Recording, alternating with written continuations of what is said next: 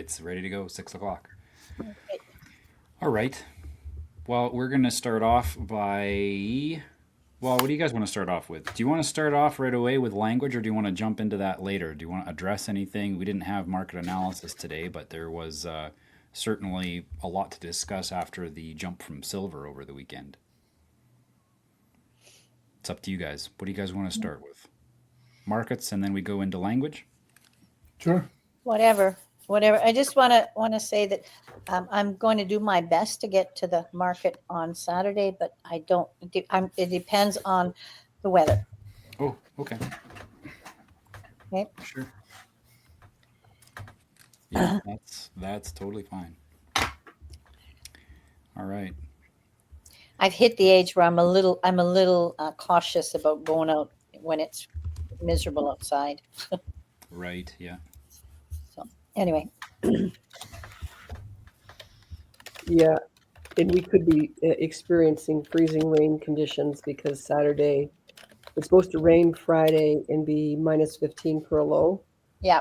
and then Mhm. Saturday minus 17. So, Well, yeah. that's what's happening here. I just said I drove from this Ellerslie Road all the way up here in wet sleet conditions. Tomorrow morning should be a nice Mhm. nice drive to work. That's actually a really good thing to be considering. Yeah, I'm getting cautious Mhm. finally, as my family would say.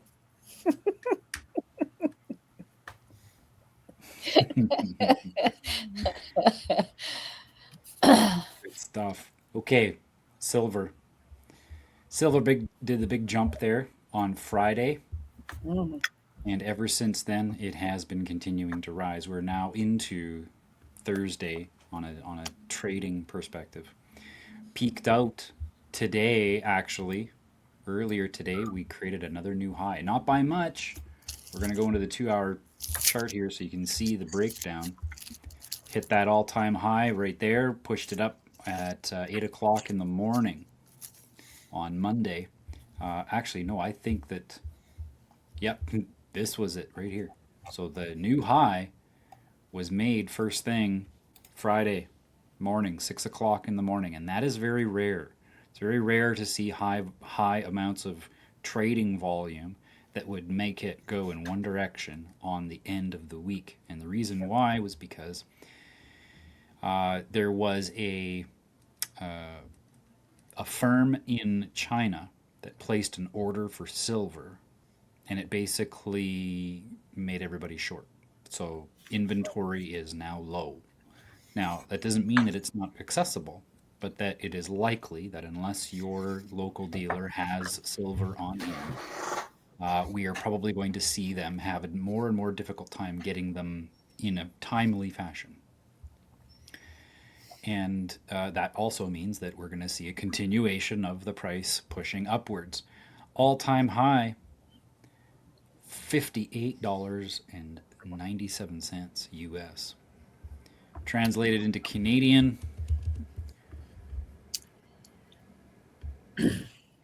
82.35. wow. 82.35. Folks, this is crazy because when I bought silver as a doofus in 2011,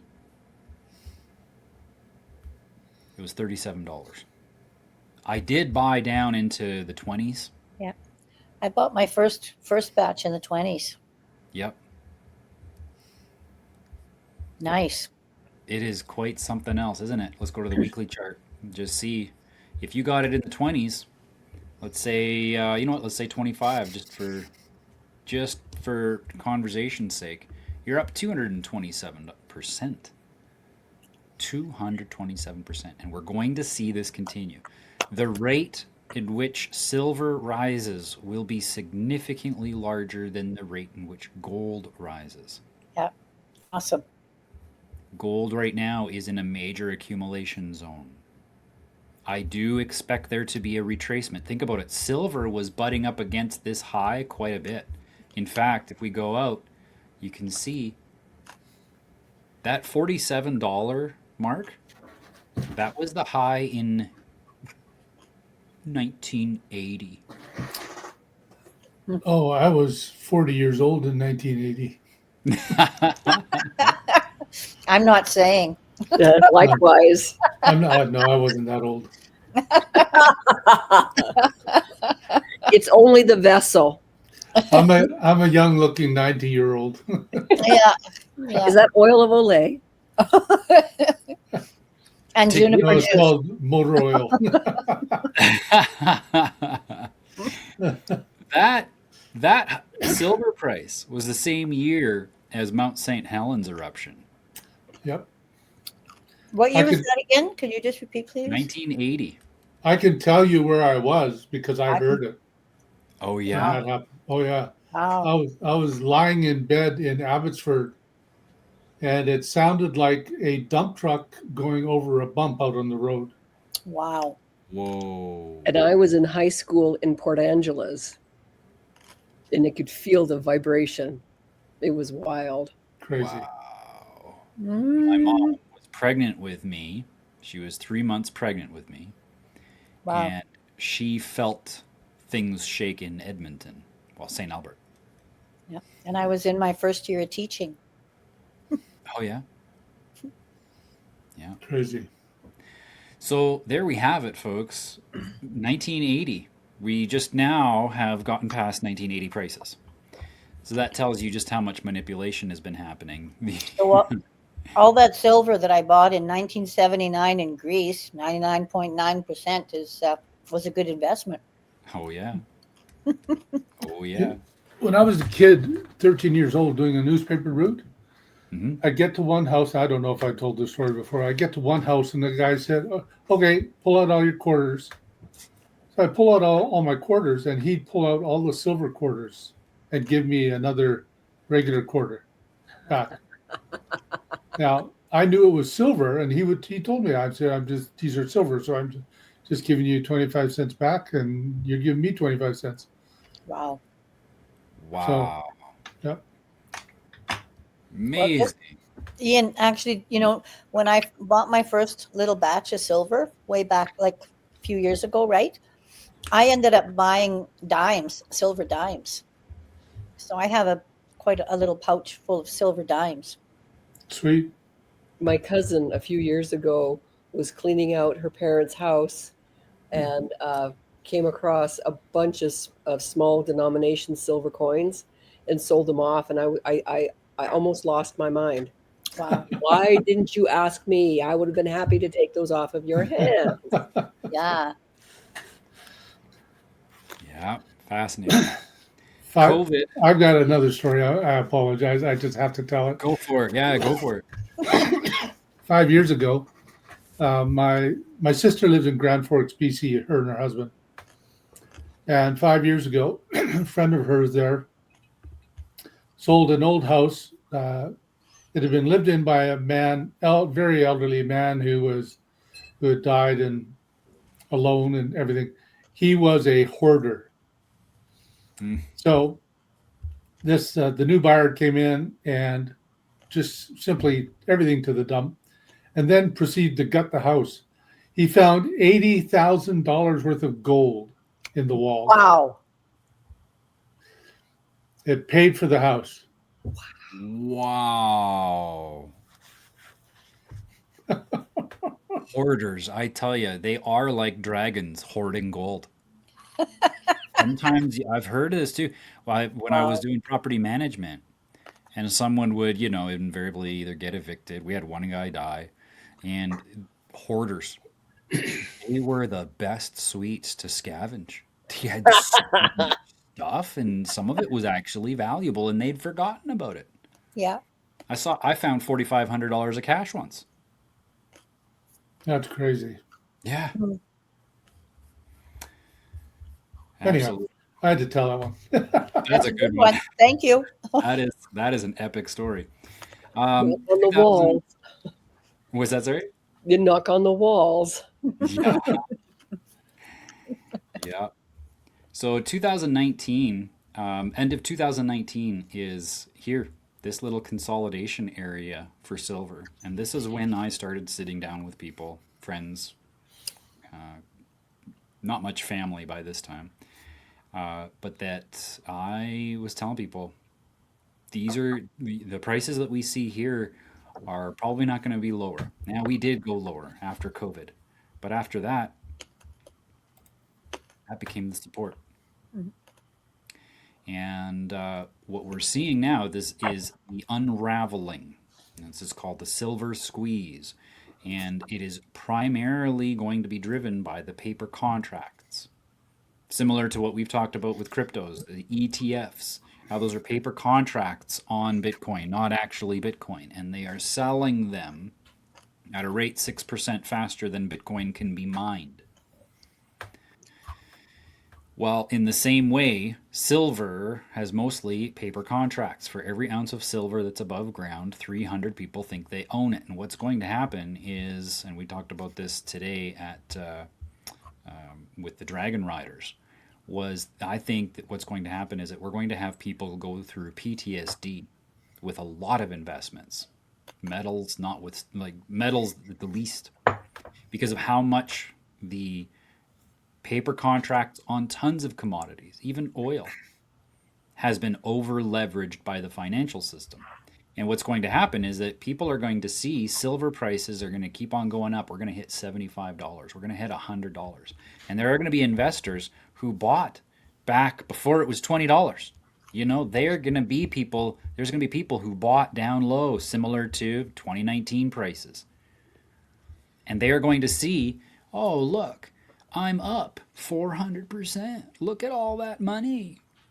And they're going to go to their little apps like Wealth Simple and, you know, their banking system and all that stuff, and they're going to be selling, I want to sell some of my silver. And they're not going to be able to. This is the squeeze part where the silver is simply not, we can't close on this. We don't have the backing, the financial backing to honor these contracts. And you're going to have people literally traumatized because they will have 400%ed their money and will not be able to sell. Hmm. Gold. You know, that is the thing along this whole journey. When I heard about people buying like the silver contracts and the gold contracts, I always thought that they were nuts. Mm-hmm. Why would you do that and not hold the physical gold? Yeah, It's I agree. insane to me. Yep, totally. You know, at the very worst, put it into a vault. At least you know the physical gold or silver has been audited and it's held by a vault. Best of all is to have it in your possession. But this is going to be catastrophic for a lot of people, and that's just wonderful to Yep. see how that unfolds. To be in the know.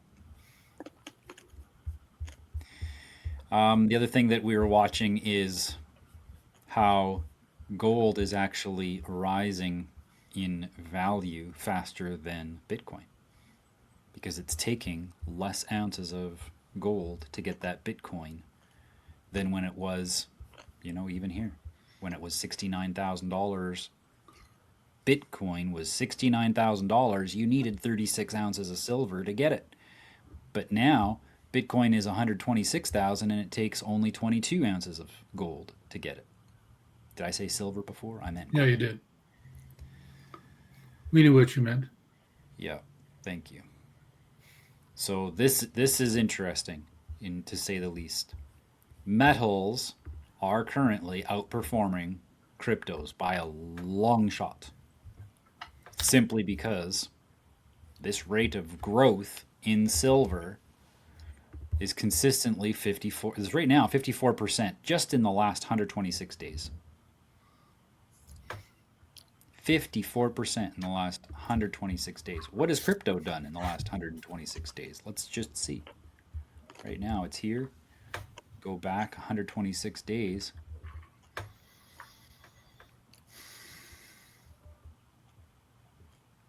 And is down. Oh, sorry, folks. 126 days, it's down 45%. So literally, gold and silver are going in the opposite direction as cryptos in that last while. What does that mean? Well, we have to remember about the great onboarding. So this is the next thing we discussed. How we've been talking about this lots. The triple top. We had the two all-time highs back to back, and then that dip. The third all-time high, then accumulation into the collapse. You're going to see that similar kind of action before. That collapse took us to previous all-time highs before the last. We basically lost all of the accumulation from before. What does that mean? We're probably going to lose all the accumulation from before and probably settle around C. How far is that? From where we are right now, that's a 38, 39% drop, just like it was then. We're seeing it happen in a smaller time frame simply because microtransactions. Everybody went online in this area. Wealth simple wasn't a very common term beforehand. But sure enough, by the end of 2020, 2021, going into 2021, I was helping the same friends that were over here buying gold and silver before COVID. They were asking for my help, technical support, and walkthroughs on Wealth Simple, and I didn't even have an account. I was just going over to their house, and they signed up, and I showed them how to use it. That made the ability for people to make microtransactions in the markets, which makes this action here more condensed than the last time. So when this thing goes, it's going to result in another crisis that necessitates everybody switching over. Just like people switched over to digital assets. Look at this. That recovery only took 224 days.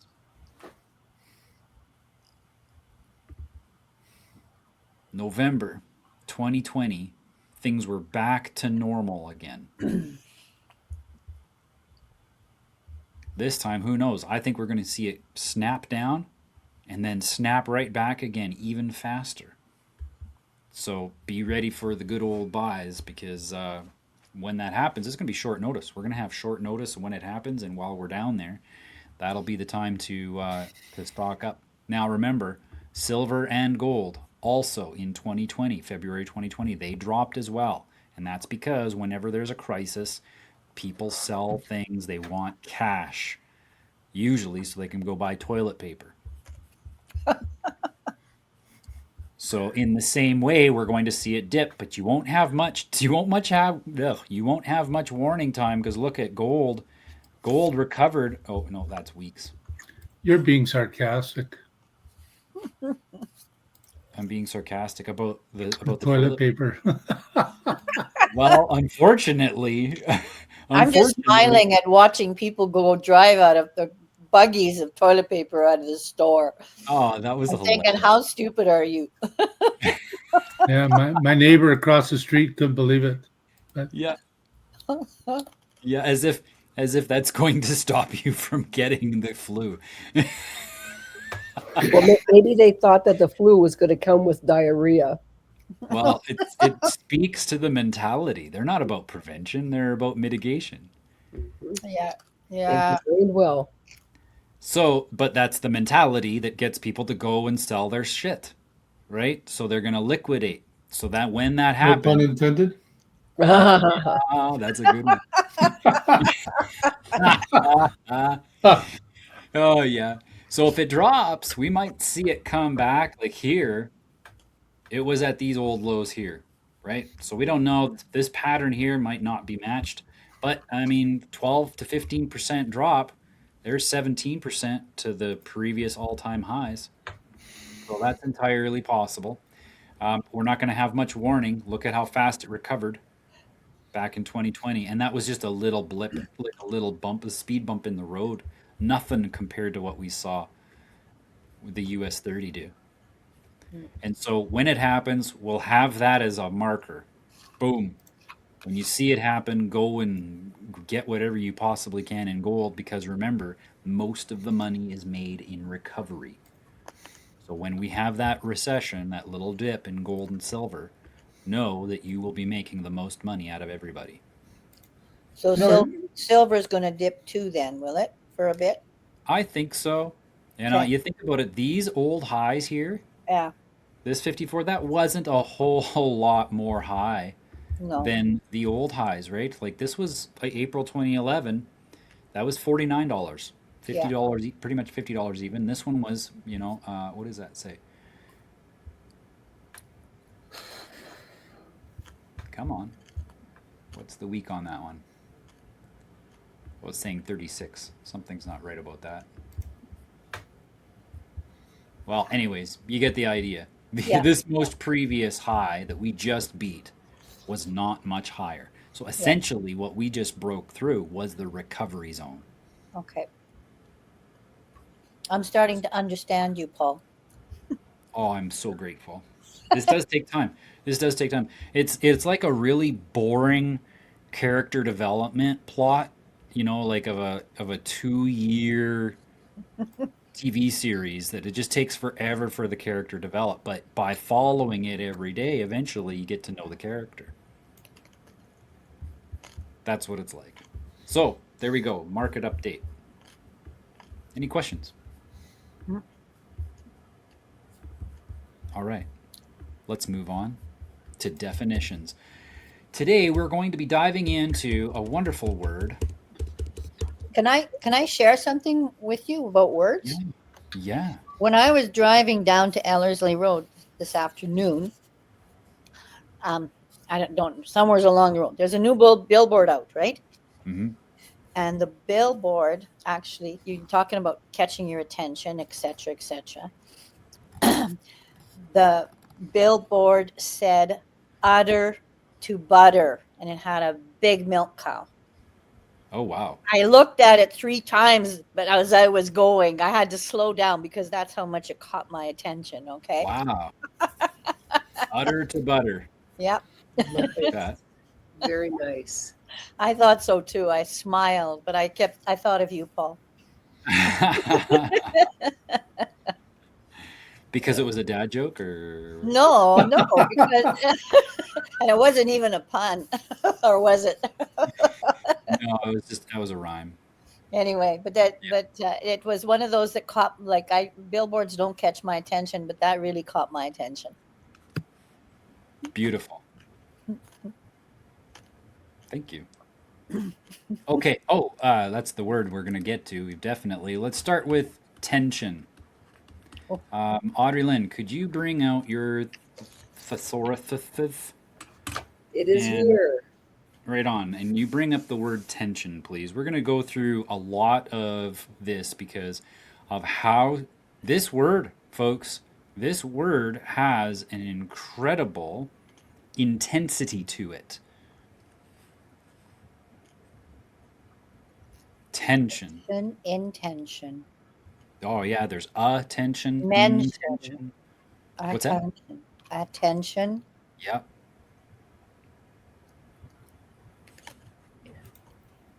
Yes. Awesome. Intention. Spelt differently, but we also recognize that it is the sound vibrational complex itself that we used originally. We didn't have different spellings for these words. They just had vibration to them. And so, we can say this here is what we're pronouncing with the word tension. Yep, you're talking to an English teacher who does it every day with my students. Yep. If the sounds in English, well, in every language, the sounds are very important because the sounds carry the frequency. Yes.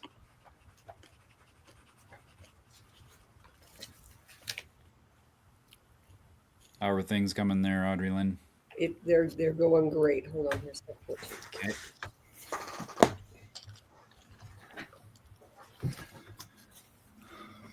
Let me know when you want something. Okay, so tension, as in load, applied load, static load, dynamic load, live load, dead load, Wow. transverse load, stress, normal stress, shear stress, yield stress, ultimate stress, flow stress, tension, compression, strain, longitudinal strain, linear strain, volume strain, bulk strain, shear strain, elastic strain, inelastic strain, plastic strain, structural load, forces, stability, center of gravity, Wow. personal conflict, 63.2. What was that under? Wait, I know that you've got different sections there. What was that section under?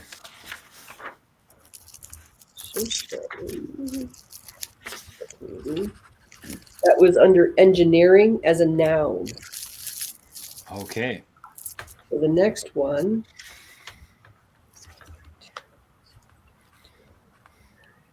this is under hostility as a noun, personal conflict, strain, tension, envy, jealousy, the green-eyed monster, incompatibility, estrangement, alienation, separation, disloyalty, unfaithfulness, breach, breach of friendship, divorce, fearfulness, 283, 2.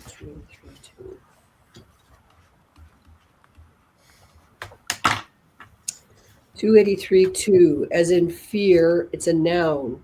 Fearfulness, apprehension, apprehensiveness, trepidation, timorous, timidity, anxiety, nervousness, jumpiness, skittishness, foreboding, tension, uneasiness, unease, perturbation, disquiet, disquietude, agitation, misgiving, qualm. It's a qualm. Whoa, whoa, whoa. Qualm. Yes, Qualm. yes. Wow. Ooh. Hazardous, 542.1.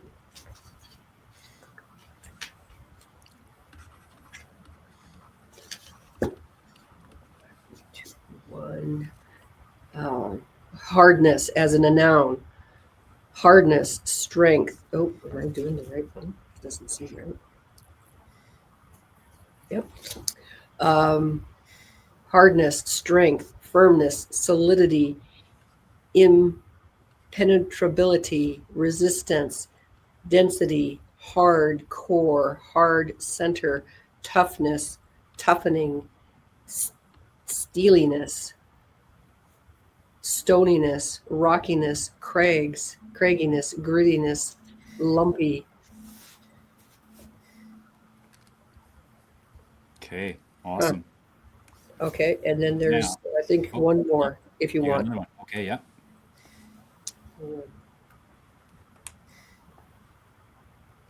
Come on. Tense.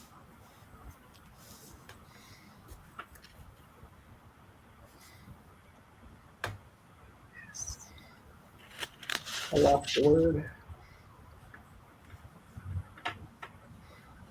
Oh, there it is. Elasticity is the next one, 546.1. It's a noun, elasticity, stretchability, stretchiness, stretching, stretch, suppleness, plasticity, rubberiness, extensibility, extension, distension, flexibility, pliability, tensibility, tension, strain, tonicity, tonus, tone. And then the last one is irritation, 5549.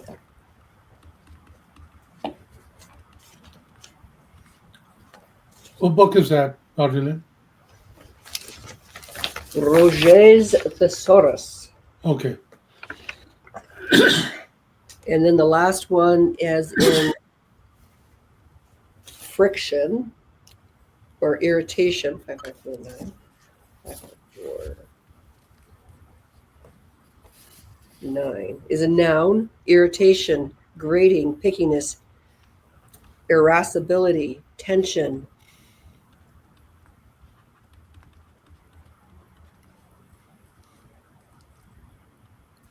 I apologize. I wasn't watching. I could have read slower. Nope, that's okay. I was able to catch up pretty fairly well. That's awesome. Okay, let's now go into etymology of tension. This is wonderful because it gives us that context of how it's used today, and I think that we're going to see some similarities. So all the words tension, intention, and attention um, say go see the word tend, Tend. Tend. Yeah. And so under tend, you have tend, tendence, tendency, tendent, tendential, tendentious, tender, tendon,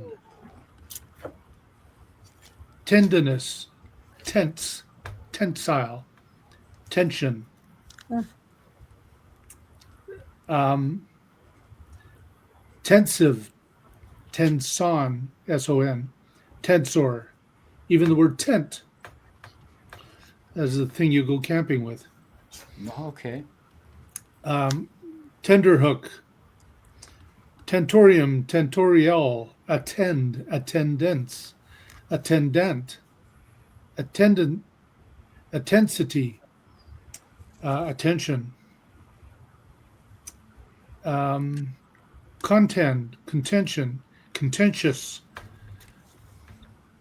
detent, detente, distend, distension, extend, extens, extensible, extension, extensive, extensor, extent, intend, intendment, and on it goes. So, then it gets into the actual parsing of the words. All of these words spring from the Indo-European root ten, as in the number 10, Whoa. Wow. which means to stretch. Huh. 10 means to stretch. Yeah.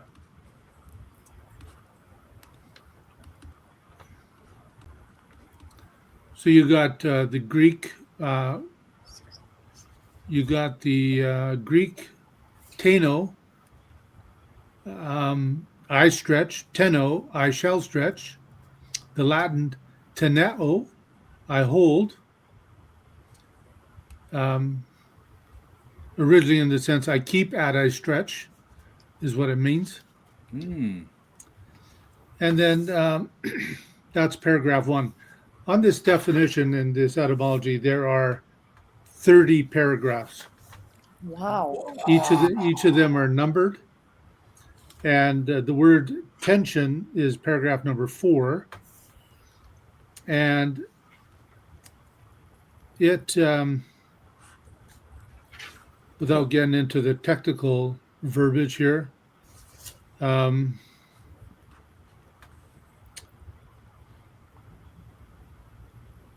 tension and Lateland tensibilis, from which we get the English tensible, stretchable, and the medieval Latin tensitas. So tension just basically still contains that same idea of tension, or stretchable rather. Yeah. Right. And then intention, do you want me to do those two? Let's go back, Audrey Lynn, if you could find intention, get that one lined up next. Yeah, I got that one already lined up. Okay, great. So what I'm going to do is that we've got tension now. Now we're going to be adding some of the different prefixes. And intention is what we're going Intention to or intent? let's go ahead with intent.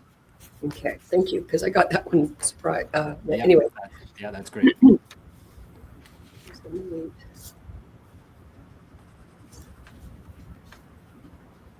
Intent as in earnest. It's an adjective.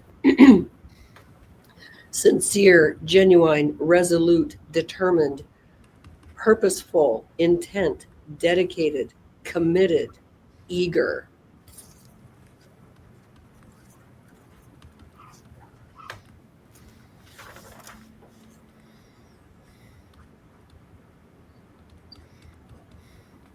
What is that under?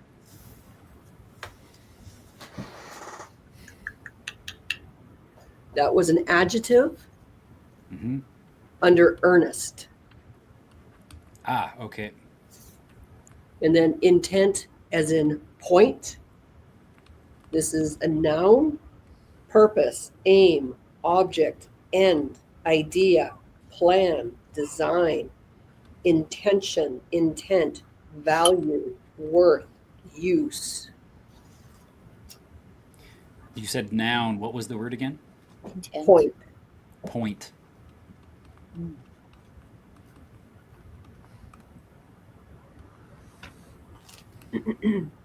Okay. And then intent as in will. It's a noun.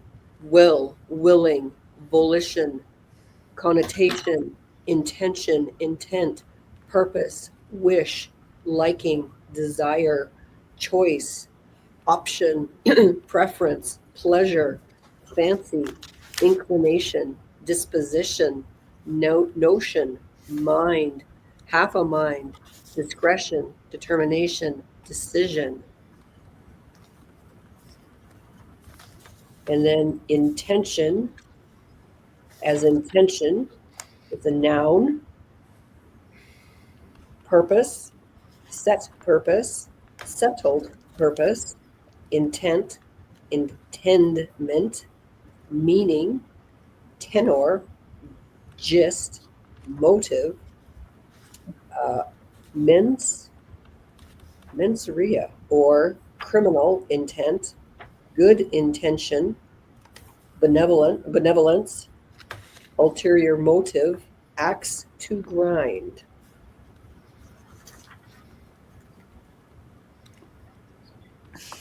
The next one is declaration, decree, judgment, proclamation, statement, formal intention or opinion, concurrent resolution, joint resolution, mind made up, intention, intent, aim, decision, objective, plan, purpose. And then the last one is intent as in action.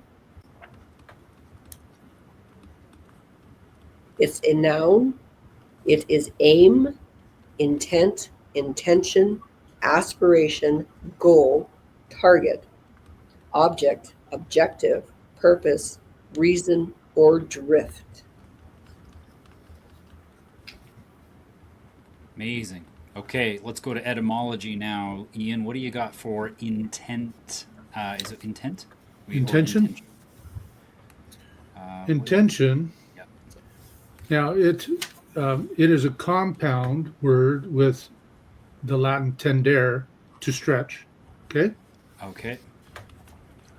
So and the in part.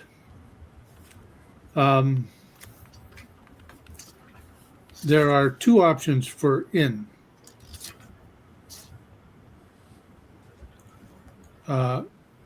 Within, into, towards, comes either from the English preposition in, as in inborn, income, inside.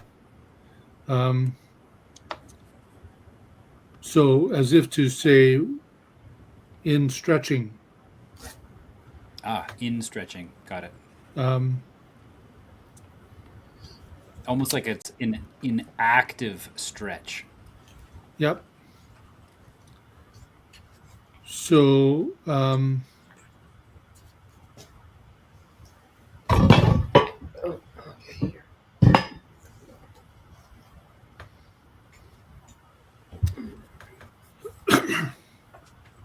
yeah. So anyhow, that's what it means.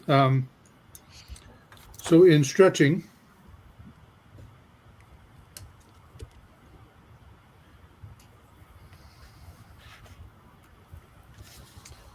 uh,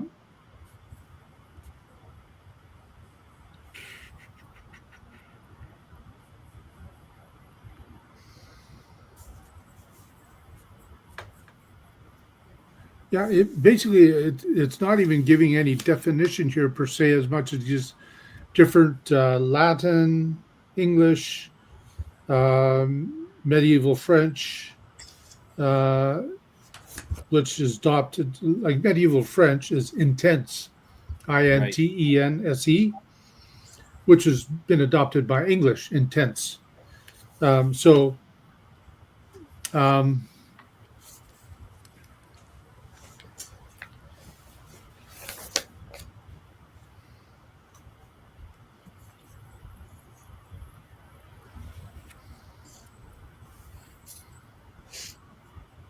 it we get the word intend from this, um, to have the purpose or pretension of, to Purpose stretch, to or stretch into. we said purpose or The purpose or pretension of. pretension. That makes sense. Pretense. Yeah. And you can also put in to plan.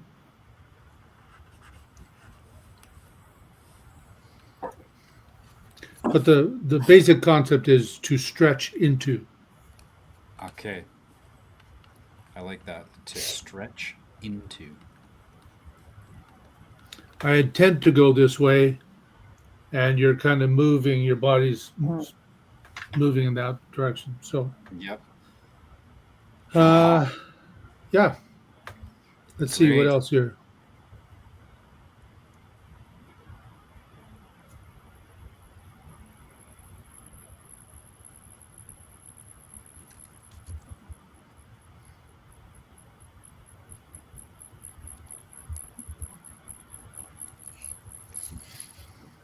Yeah, that's about it. That's the essence of it. That makes sense. Yep. Great. Okay. Now we've got another one that we're focusing on today. We have tension, intention, which we've covered. But now let's go upwards to attention because we've been talking a lot lately about the currency of our matrix and how it is that it only requires attention. That's the only currency Yes. that the elites want. It's the only currency that the system needs in order for it to maintain itself.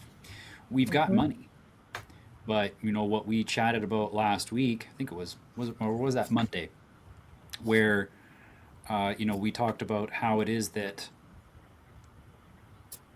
even even going and picking apples from a tree, right? The apple itself is actually free. We only pay for the attention that someone gave with the intention of bringing us apples. Mhm. And so when we are considering what economics we are going to be exercising, I believe that we're getting close to a a form of equity that really is powerful because it's both joining our attention with our intention. Why are we spending attention? To the degree that we can increase the quality of our attention by shifting our intention, we can increase the value of our equity. But let's go on. Let's go on with the words for attention. Audrey Lind, you got your the fourth. I got my list. Right on. Uh, a noun, as in seriousness, solemnness, solemnity, gravity, weight, importance, significance, attention, prominence. Oh, I guess I should turn this back on. Impressiveness, loftiness, elevation, sublimity, eloquence, grandeur, Hmm. grandiloquence. Whoa, I can't pronounce it. So sorry. no worries. I don't think I've ever heard that word.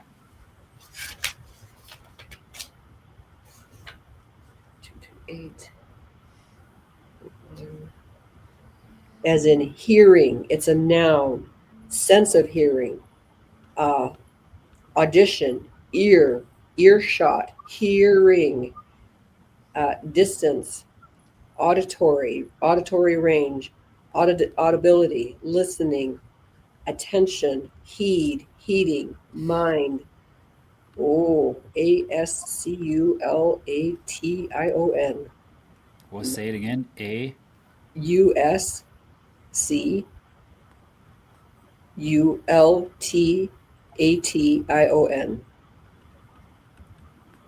I've never seen that. Auscultation? Mm. Listening in, eavesdropping. Something audible though, because the AU. Yeah, something with the hearing. Overhearing, earshot, good ear, musical ear, musicality, perfect pitch, absolute pitch, bad ear, poor ear, tin ear. 325, 1.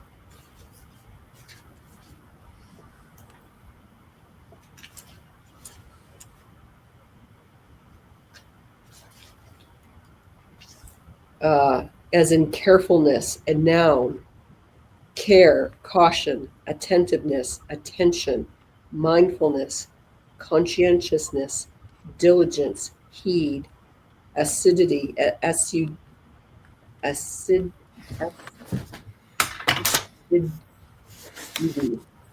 thoroughness, exactness, precision, meticulousness.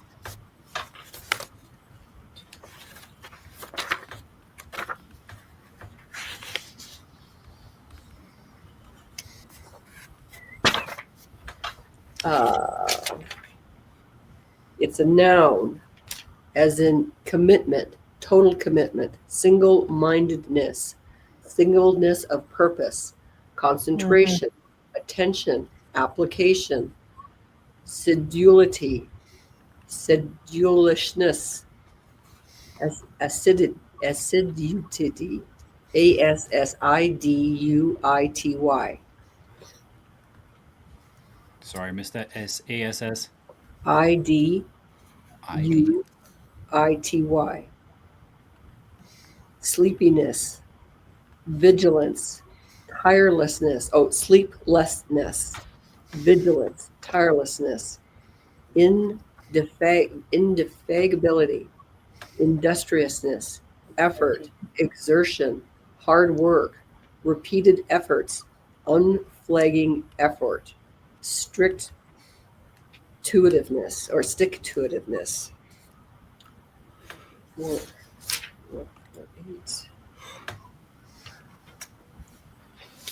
Amazing.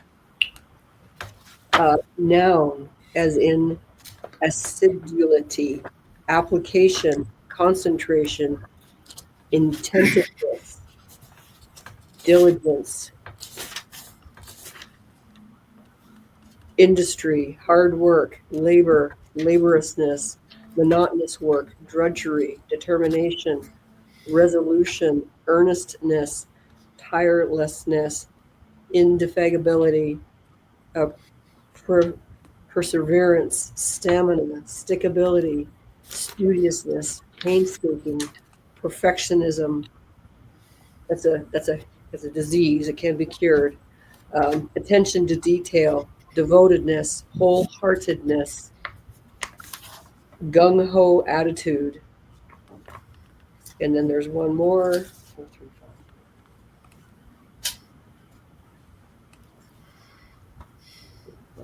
One is a noun, is respect, regard, esteem, consider, attention, honor, favor, approbation, approval, appreciation, repute, recognition, good opinion, high standing, prestige, or authority. Amazing. All right, let's go to etymology now on the word attention.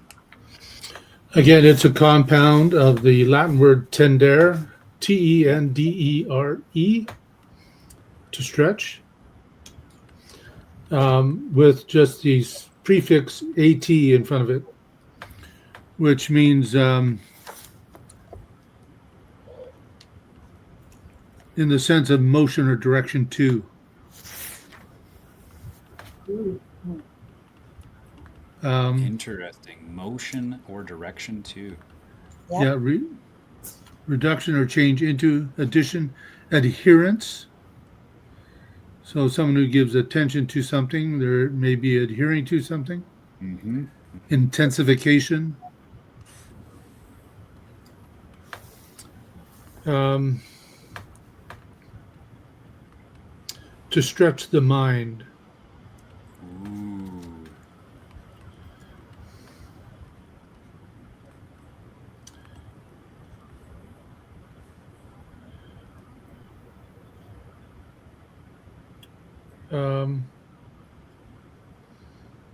To tend as a synonym of to attend.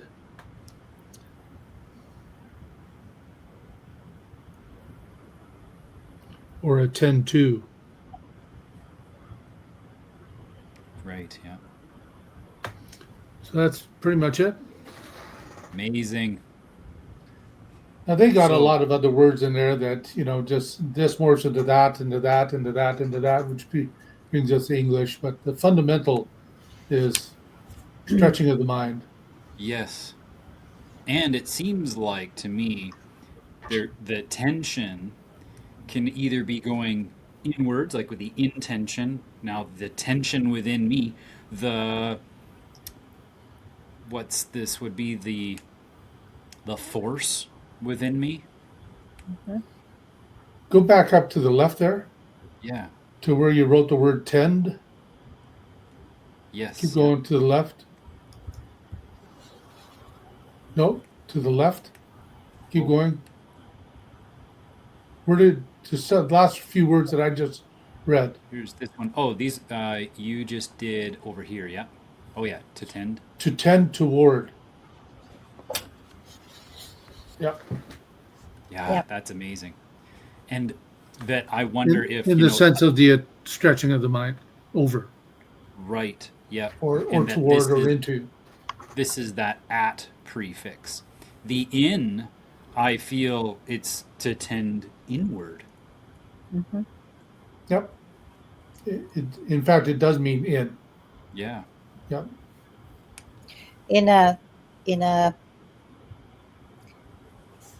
I guess looking at it from, say, I'll say a spiritual aspect, but use the word lightly, okay? That a lot of creation, what I sense and I feel and I've discovered looking at those two words. All right. So, Paul, I agree with you that, intention is something that comes from within us.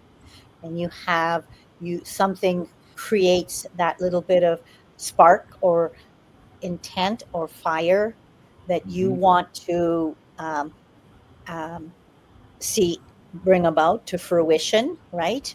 And then what we do is when we give that intention our attention, which is outward, then we start letting the, say, universe, whatever, I'm just using my words, you pick whatever words you want, but then you're telling the universe what you want, what you that's where your attention is coming from, that inner source, that like we have that, when you have that niggle or whatever the hell it is that's inside of you that kind of directs you, so then you're going from inward to outward when you give something your attention. So it's the same thing with our bodies. So with the bodies, whatever you're giving your attention to out there in the world, like if your whole attention is, well, I'm sick, I'm sick, I'm sick, I'm sick, well, guess what? It's going to come back towards you, back to your body hears it as an intention. So Right. for me, there's that two-way highway, if you wish to call it. And what I'm Yes. hearing, and like I'm listening to all those words, and that really makes sense to me. Um, because I do a lot of the intention and then putting my attention on it and then letting it go, and things just show up. Yep. Does that Did I make sense with that? Yep. Absolutely. Absolutely. Ian, Okay. I'm reminded of Philippians 4:8. Whatever is right, whatever is noble, Yep. whatever is truthful. Yeah. And that Think comes on from the these things. in. That comes from the Yes. intention. Yep. The thing that Stretch your comes, stretch your mind around that. Yeah, Audrey Lynn, you had your nose touched my, there. my, my, my placeholder, um, it, it works. Is that what that is? Yeah. Yeah. Oh, I gotta remember. I gotta I remember. like I Oh, like that's it. cute. I gotta remember that idea. When I hear you guys talking about intention, what comes up for me is that it's the expression of inner tension. Ooh. Yes. Hmm. That too. So this thing within me is pushing me to express itself in some fashion. Hmm. Yeah. And that's what's going on inside of me the last few months. There's lots of this tension inside that I know is going to come out, that is working its way outside. Oh, Miss Carolyn, I Thank see you. you like a rubber band that's being stretched and pointed at something, and it I just hasn't agree. gotten to that place of release. Yeah. Yeah. Well, I can feel the rubber band starting right here. Okay. Good. Right in my heart center. Can't wait to see that slingshot take off. Beware. All Beware. right. All right. Now, let's bring the thank you everybody. This was great. This was awesome. We really hashed that word out and I'm very very grateful because it helps in communicating what I call what the value of seeing our intention as a currency. See, in blockchain, we have these various proofs. These are various protocols that have come forward to signify consensus, because consent is what makes the law. So, in proof of work, we have a fulfillment. Something got done. Someone took their intention, spent some attention, and fulfilled on what they set out, their commitment. When we have that proof of work, it's wonderful because now the worker can show, no, look, I got the work done. And that's fundamental. That's fundamental. This is what was agreed upon. I did the work and here's proof. And we have proof of stake. We've talked about this and how proof of stake is that idea that I want to know that all of the interested parties have the equity to see this project through. So they may have the intention of doing the work and they may even have the attention to place into it, to complete it, and to provide proof of work. But do they have the stake to do it? Are they capable? That's the thing. Are they capable of committing?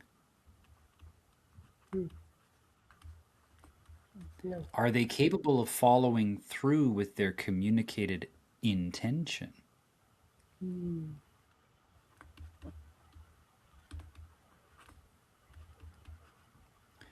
Then, of course, we have tons of proofs that have come as that have emerged from these two. There's proof of reputation. There's proof of computation, which sounds like proof of work, but they're branching off into different categories of work that's been completed. Proof of reputation has to do with, okay, well, having worked with you for a while and having you fulfill work being done in accordance to the stake that you've brought forward. Remember, stake sometimes can be currency, right?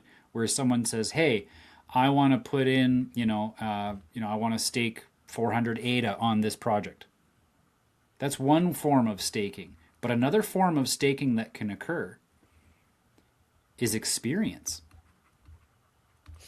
Experience is incredibly valuable. Ian, would you rather hire someone who got 100% at Nate or someone with 5 years of experience as a journeyman?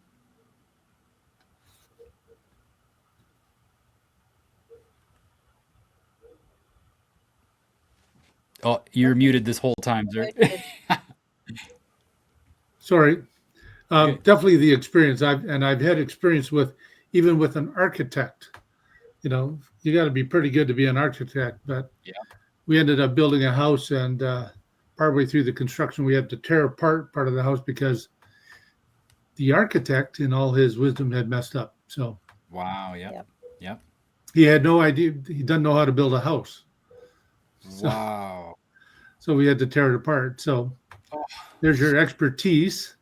Yep. Yeah. Yep. Yep. Totally. And so then now that's on his reputation now too. Yeah. I mean, nobody else would have known about it other than anybody who was there on the site. But yeah, Right. yeah, Yep. Yep. it was a good Okay. lesson for me. Yeah. No kidding. So what these different proofs have done is that they have basically allowed us the fundamental comprehension of who it is that we're contracting with. And with all of these things taken care of, with all of these things basically covered, handled, where the technology allows us to operate with a greater sense of awareness to the contract, to the people, all of that. What happens when we're not having to worry so much about whether or not someone's going to rip us off? Because when it comes down to business, that's what it is. Like people are concerned about covering their butts. People are concerned about making sure that if this guy doesn't do the job, what remedy is going to be afforded to me as a result, right? If I'm going to hire this guy to $15,000, or am I hiring a guy to be an architect, and then I have to undo the house, what recompense is there? Well, when you aren't having to worry about those kinds of things anymore, there's a new variable that you can really start to focus on. One that is far more important than really anything else. Because if someone has the intent to rip you off, take your money and run, you want to make sure that the monetary system you use doesn't incentivize that kind of behavior. And so when you have a proof of stake saying, yes, they are capable of following through, they've got the experience or they've got the revenue to see this project through. And as the fulfillment occurs, we can see the progress. But with everything basically systemized between these two fundamental principles, it becomes a different form of communication when you're going into contract with someone. The communication now boils down to the intention. The quality of the intention is, I believe, is what, because everything else, the quality of the job, the quality of the materials, that can all be provided before the contract is even engaged. But the one thing that will always be the one metric, this will become the metric for the quality of our contracts, is going to be the intention. And I believe that as a result of all of the ways that data has been freely distributed, that this is going to become transparent. That you won't be able to hide nefarious intentions. And in fact, if your intention is not to be of service to your neighbor, you won't be able to accumulate wealth. You won't find someone to contract with. Because when all of the other things are taken care of through a rational means, this becomes the next standard of doing business. This becomes the currency that we are really looking for. I want to know what is your intention, because if you're going to be spending attention on this project, what is the quality of your intention? Mm-hmm. Is it to see this fulfillment? Is it to see this through to the end? Because in the end, how do we know whether or not their intention, how does one know whether or not their intention was pure, that it was of advantage to us?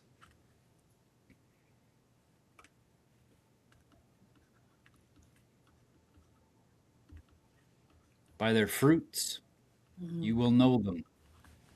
Yeah.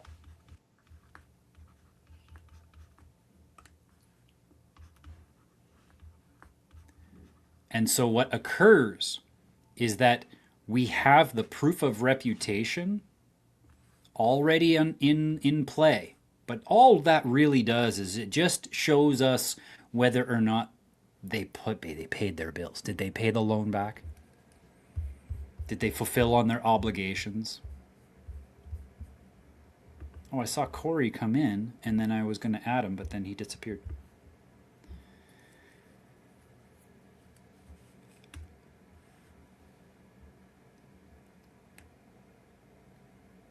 What happens is that, oh, here he comes back again.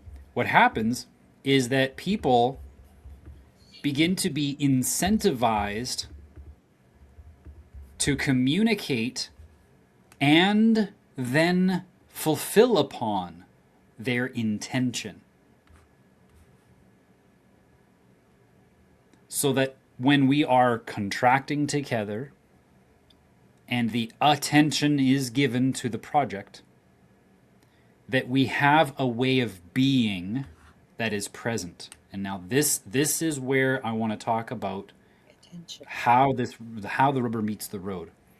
We can act certain ways, right? Acting does not equal being.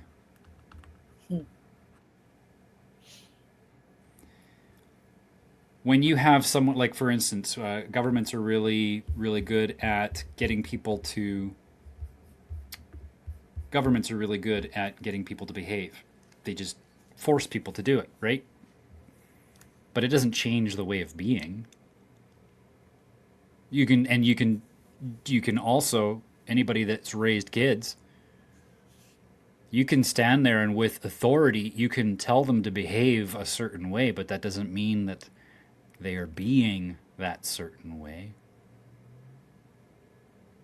One of the things that I learned from Joe Schroeder was,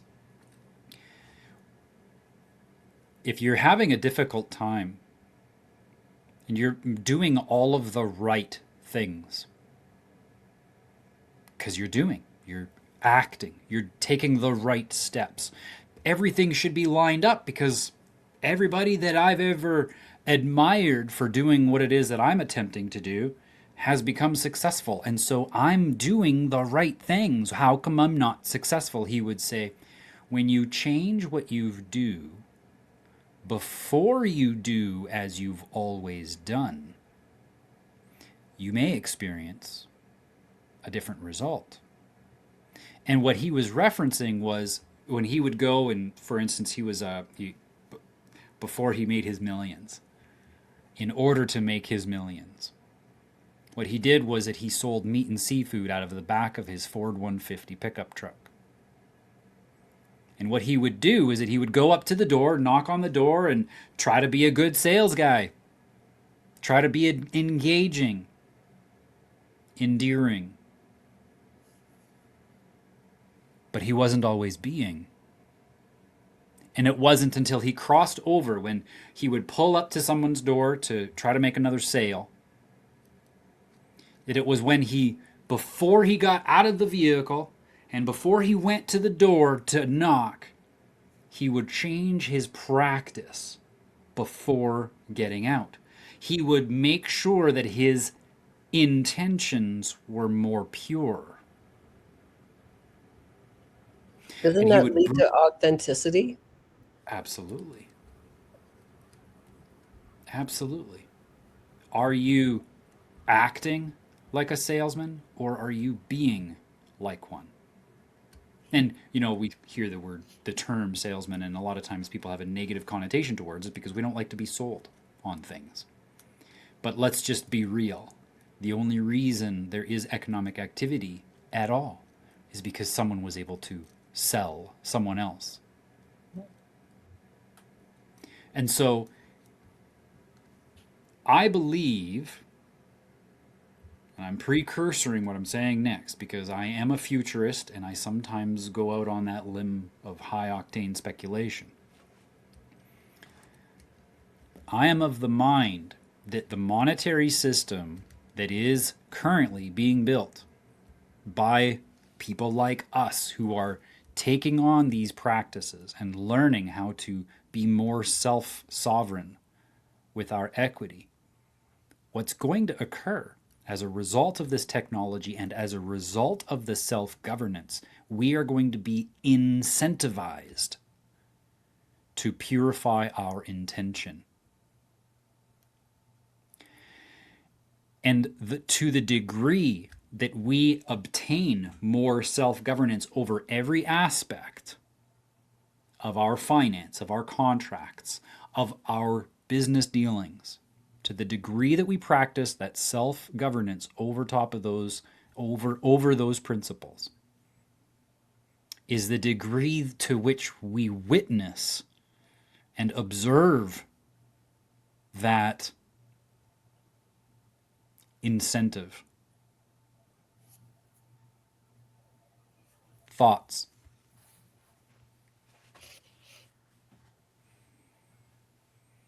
If you're going to be contracting, what is your intention? How is it? Yes, by our fruits, people will know us. I have noticed when I was looking for jobs and when I was in the position of not having a job but needing one, my intention was, I have to have a job. All this fear. But when I was in situations where I had a job and I was consciously moving to another, I didn't have to take the job. The tension was so much less. And so then the opportunities opened up to me.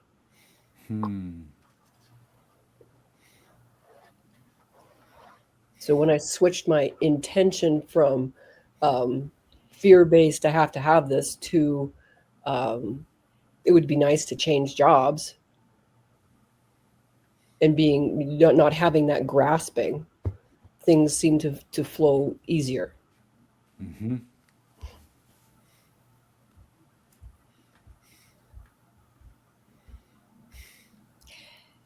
There comes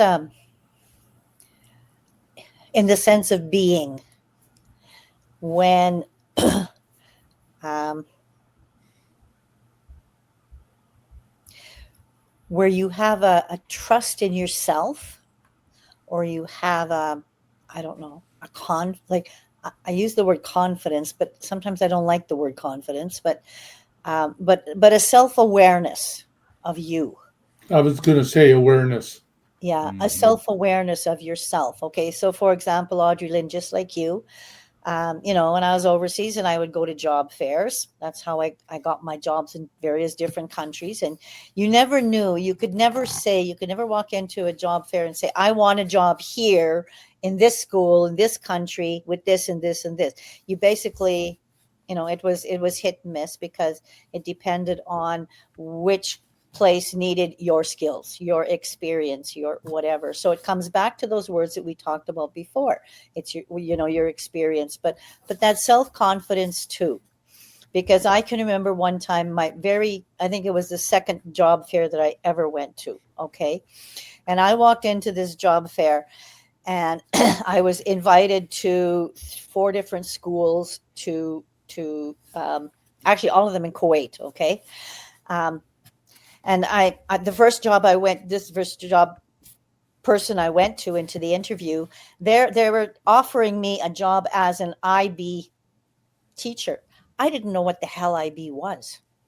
I had no clue what they were talking about. And yet I had the confidence of convincing them that, yes, I could do this job. And then when I got to school, it was like, what the hell have I done? But that was a road that ended up leading to more. But You accepted, yeah, you accepted a way of being, yeah, knowing that you were going to be pulled through that. that's right. And I was still a young teacher then. That was before I had all this international experience and all the rest of it. It was only the second job fair I'd been to. Yeah. And yet there was that, I don't know, that awareness of being is what you said. Like, I really resonate with that. And that comes with Audrey. Like, if you go into fear, right, Audrey Lane, we go into fear, we lose that essence of being. And so, different ways of looking at it. But I still shake my head at that, and how they took a chance on me, and holy man, I was like, okay. Yeah. Ian, another thing that I learned this from, I don't know, are you familiar with the ministries of Neil Anderson? This would have been Neil Anderson? Neil Anderson. It was in the 90s. Yeah, I've got a couple of his books up here. Okay, yeah. I've been to several of his, had been to several of his conferences. He's a Catholic priest, isn't he not? I don't know about that.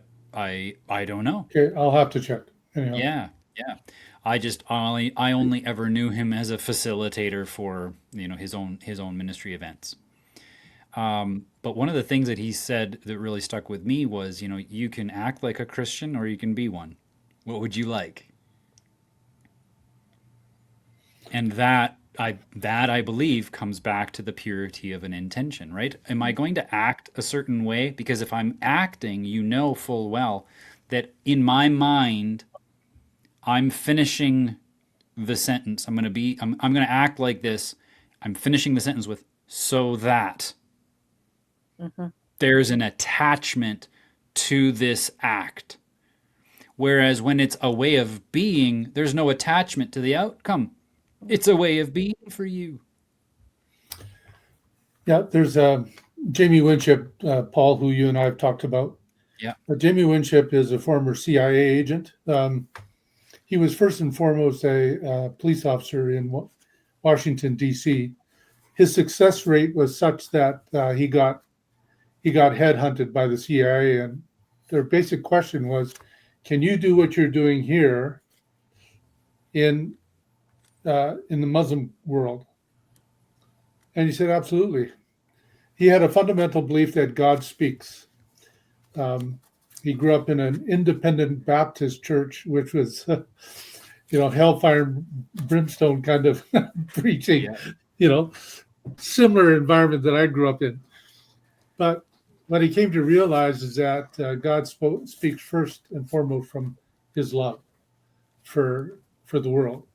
And he experienced that with a nurse when he broke his leg when he was 17. And he said, by that time, he had already known that he wanted to be a police officer.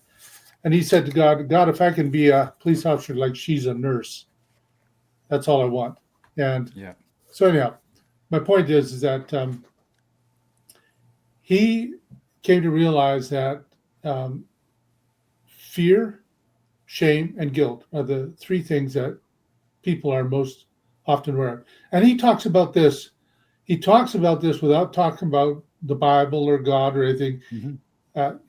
He's been to talk to a room full of U.S. senators, and he was warned, don't ever mention God or the Bible. It's okay, no problem. I don't have to do that.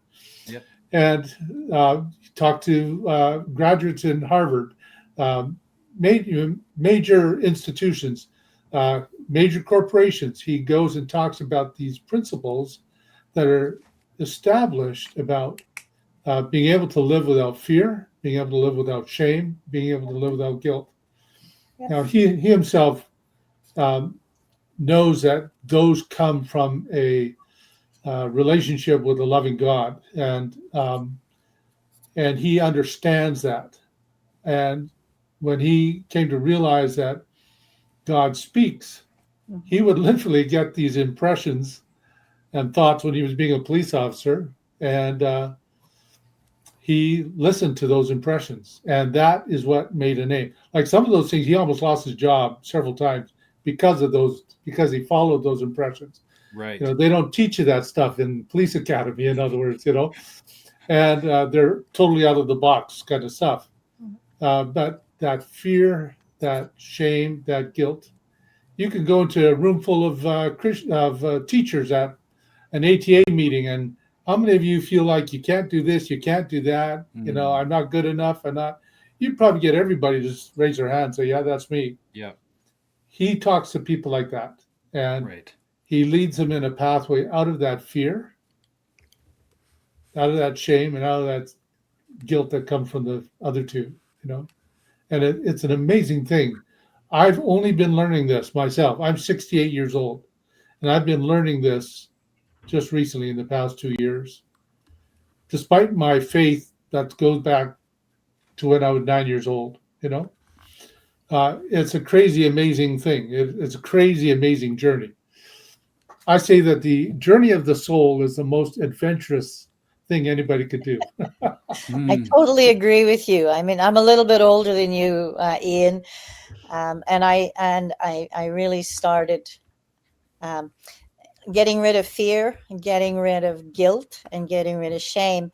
Basically, when I left Canada and went and worked overseas, I lived without those things because I didn't have my family mirror and I didn't have my societal mirror to focus that was showing it back to me. And I was able to, over the years, slowly get rid of a lot of it.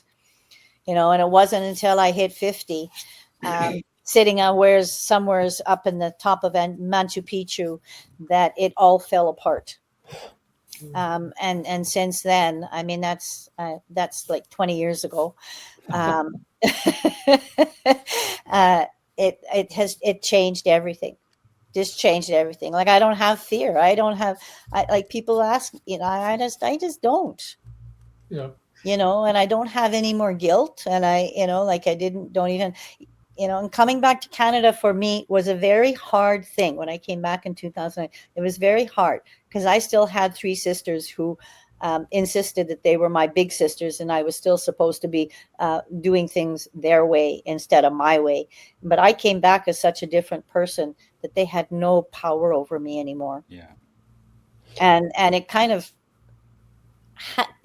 destroyed some of the relationship. Sure, but it would. I was myself. I was who I was because I let go of those things. Amazing. So it's a process. It's a process. I love that. That is so good. Can you please expand more upon the journey of the soul? Me? Okay. Well, I'll tell you, I grew up in a big white hunter's world, and I've always believed and thought that being out in the bush was the greatest adventure I could ever participate in.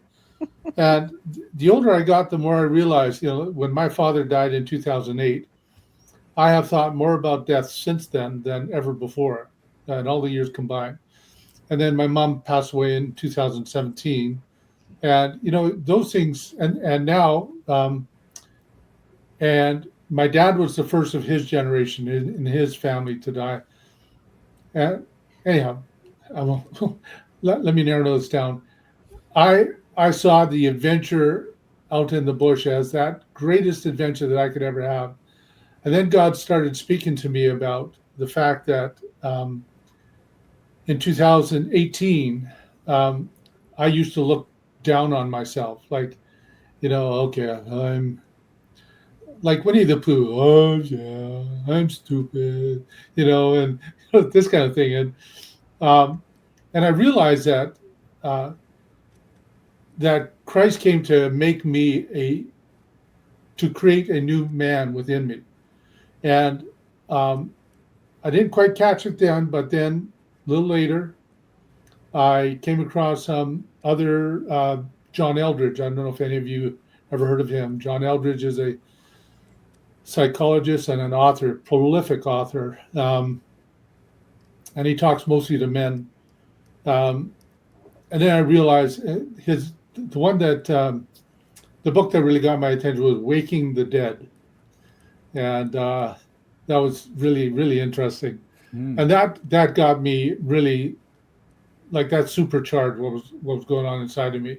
And then I began to realize that the adventure that I sought in life would end at death, because once I was done, that was, I can't go hunting anymore because Right. I'm Yeah. dead. And then I realized that in all these 50 plus years that I've been a believer in Christ, that thy kingdom come on earth, thy will be done on earth as it is in heaven.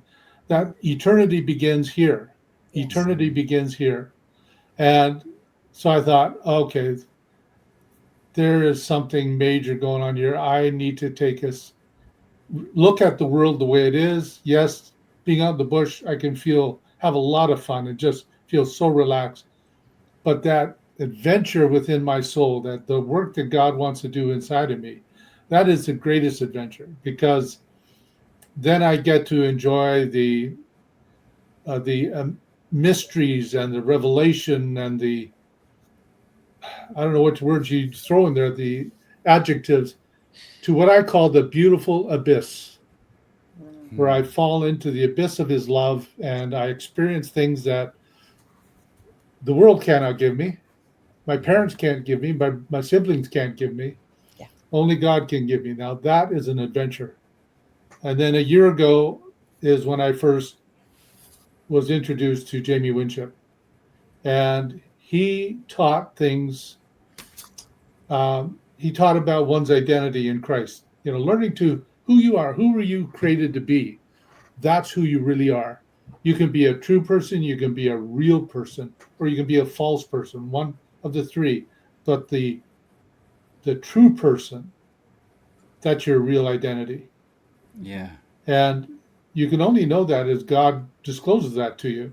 And that's been, whatever adventures that I used to have, they don't even compare to what's been happening in my life in the past year and a half now. Just crazy, crazy Awesome. interesting. So that's why I talk about what I talk about when I talk about the adventures of the soul. I am learning to know my God in ways that I never knew before. Mm. Mm. And that is an adventure beyond all adventures I've ever been on before in the world. So that's what I meant by that. Thank you. Very much. Thank you. Ian and I have been hanging out for a couple of years now, once a week, and so he's gotten to know me. People on this call, you've gotten to know me a lot longer, and you know that I don't hang out with many Christians, and it's like, why is Paul hanging out with Ian so much? And it's because there's a very good reason. It's because the reason why I have a hesitation to associate with Christians, and it's not that I dislike them, it's that I can't find alignment with most of them. And the reason why is because I believe that their God is the future. I don't believe that their God is God. I don't believe they're even there to follow Jesus, because their actions tell me that they are acting a certain way in order to get to that place where they have God's favor in the future. That it's not something they have now, that somehow God is so separate from them that eventually they'll get there. That's the mentality. I know they don't say that outrightly, No, they but don't. you can hear it in their language patterns. Yep. And that's why I recognize I don't even regard Ian as a Christian. I know that he is, but I don't regard him as that, because there's this envelope that enshrouds most of Christianity, and it is this idea that that somehow omniscient, and or rather somehow omnipresent isn't quite omni. Mm. Mm. Yeah. Yeah. that it's here and now. Who you are today is who you've been called to be, not some future connection with God that is attainable only after the requirements have been checked off. Yeah. Yeah, And Jamie Winship talks about Christ being a paradigm, not a transaction. Beautiful. And Yeah. oh, I and like that. and the Christian world has made him a transaction. Yeah. Yeah. You pray the sinner's prayer. Why? So you don't go to hell. Yeah. Yeah. Well, and that's it, or you Which get goes back. baptized as a child or as a whenever. Yes. So what? So you don't this or that doesn't happen to you Yeah. or whatever. It's not a relationship. Whereas Jamie says that Christ is a paradigm. It's a mindset, and that, well, that is very true. And my life has changed in so many ways in the past year and a half. It's ridiculous. I can't count the ways, but anyhow, it's exciting. Yeah. Well, I can relate to that in what you're saying. I don't come from a Christian point of view. I went to a Baptist church for 10 years. So I understand that part. But it took a while for me to go in, and I what I call it is my source self. Or the great creator. Like I also connect with the great creator, but that great creator is in me. It's an essence of me. It's not something outside. And I hear that when what you're saying, it's when we internalize that beautiful gift that we've given to be present here and now, and to experience all that we are here to experience. Mm-hmm. And it's not just the airy fairy good stuff. It's all aspects of it, and being um, being comfortable in some ways with even the things that are not so great, or that are discomfort, that you can still walk your walk and walk your talk, or walk your talk without losing that internal essence of you, and regardless of what's going on around you. Mm-hmm. you know yeah, and loads of examples of that, like I Yeah. had a car accident a year ago, and I got angry for about 40, like about 5 minutes. Some beautiful words came out, blue color in my car, and then after that I was fine because it was over. Mhm. And then you can move forward. And so, yeah, it's a beautiful place to be. Paul, would you please repeat what you said, as in you are today, who you are today is who you something to be. Well, you, I wish I could remember the context that I was speaking. I know like the I'll theme have to here. listen to the recording Yeah, because we'll go back through it for sure. it was a very good thing. It Thank was a, you. it was a hash that. We'll hash that and make sure that we come back to that. I know that the what I'm hearing, and especially summarizing what both Ian and Carolyn have said here, is we are in this state of seeking a lot, and it gets to the point where it gets addictive. I know for myself, I get addicted to finding answers to things. I got questions, and when I find an answer, I feel like I've accomplished something, that I've gotten somewhere, that I've arrived. But that can be easily a trap. Mm. There's a phrase that I've thought about while we're talking, that being informs doing, not the other way around. Yeah. So if God is who God is, then he has the capacity of creating the heavens and the earth. Hmm. Being informs doing. Hmm. Whereas I was raised in a world that you don't do this, you don't do that, you be a good little boy, etc. Yeah. So what you do determined what you were. Hmm. And that's how the way God looks at us through Christ. He loved me from the beginning of time, Mm-hmm. and he loves all of us from the beginning of time. So I am loved by him. Mhm. And I say that to myself, put my hand on my chest, and I say, I am loved. I am one with you. You are one with me. Together we are one. And I say that. I say that prayer often. And Mm. so being informs doing, not the other way around. Exactly. Yes. Yes. That's wonderful. That reminds me of this as well. Go ahead. If anybody has something to say, I'm going to draw this out on the chalkboard for a bit.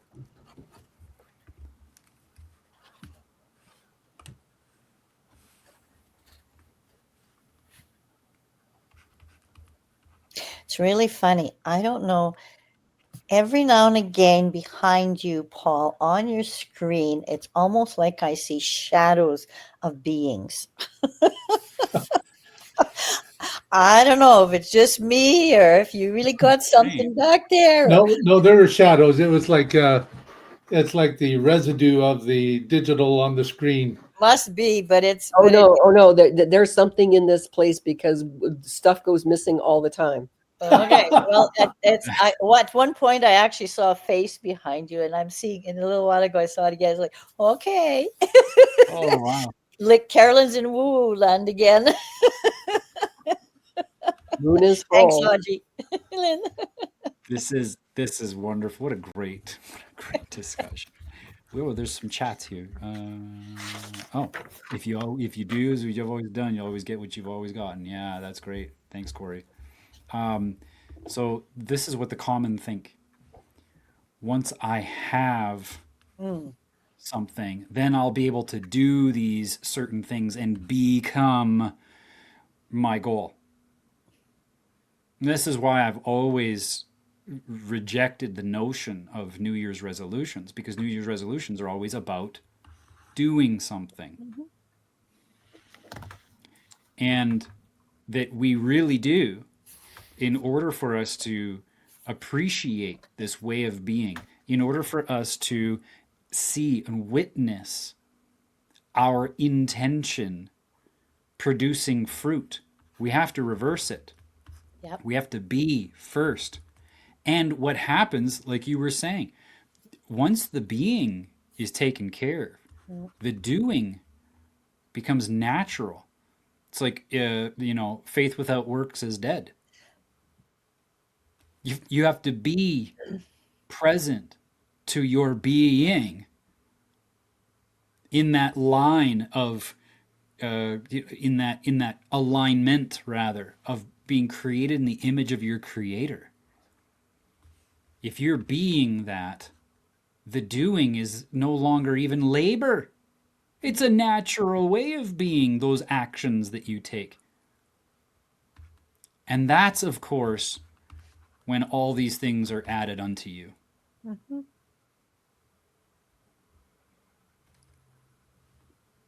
And that this, I bring this up because we're talking about self-sovereign identifiers that contract together, that come together to draw out a new thing, to give life to a new possibility. People come together to create that.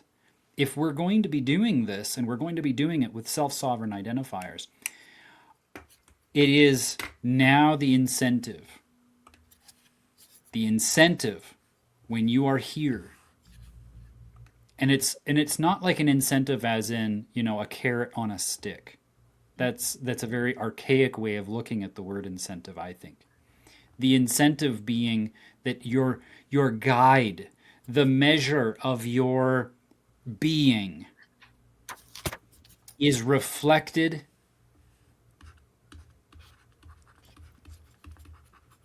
in the testimony that others have of you. This is the source of your reputation.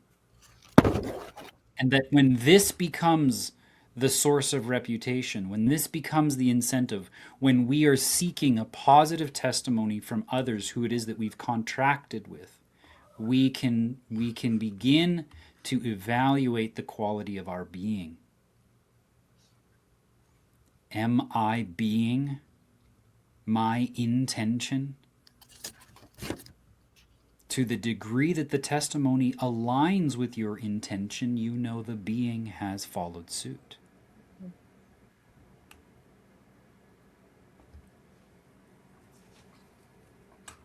What a wonderful, wonderful discussion. And I was so grateful to the time we took. I know that it was a little bit lengthy, but this word, tension, and then the variance, intention, attention. I like how even contend was a word that came together. Contend. Wow. Con is the togetherness. It's a bringing together. That's amazing. It's amazing, this word. I find it very rich. Thank you, everybody, for this. Any other final thoughts, closing insights, perspectives? Mm-hmm. My intention is to crawl into bed and go to sleep and sleep all night. Are you being tired? I be. This was wonderful. Thank you. Thank you, everybody. Thank you. Thank you. Wonderful. Yeah. Good night, everyone. Good night. Talk to you soon. Bye. Bye. See you at Market Analysis.